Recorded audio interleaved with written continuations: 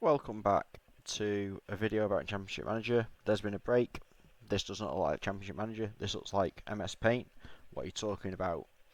Well, today I'm going to break down across quite a few videos actually, and I might either stitch them together or release them independently. What happens under the hood on Championship Manager?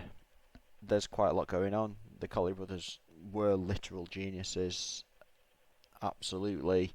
And when I show you, you'll know a lot more about Championship Manager, you'll understand things a lot more, and you understand what attributes really do and how they really work.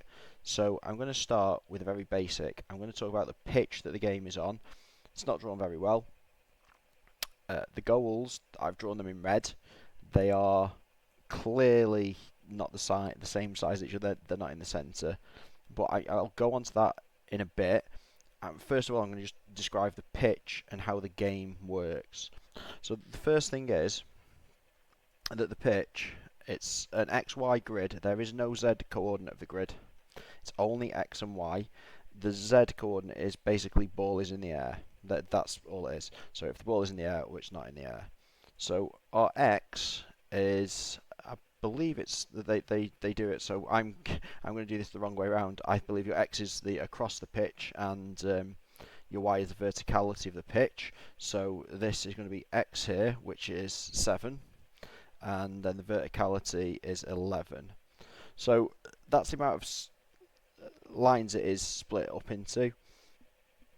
However, the players can take non-integer positions, so they don't have to just inhabit one of the 77 points on this grid.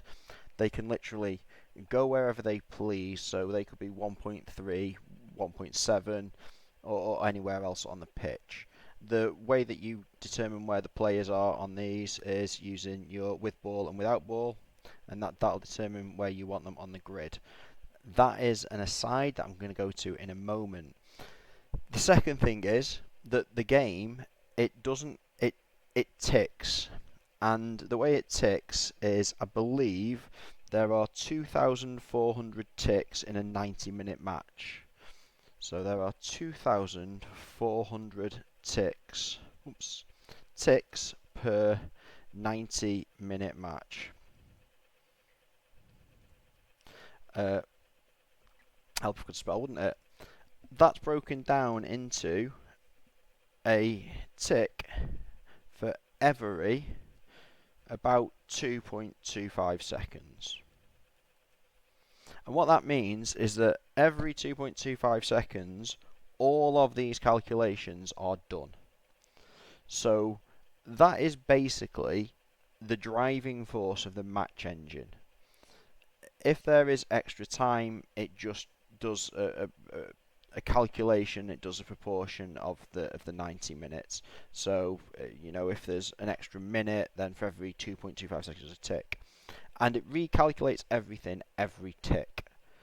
That is essentially the field that they play on. So everything I'm going to go on about after this is going to be in relation to the grid and the ticks, and it's not going to be too mathematical. It's just worth you knowing this is what happens.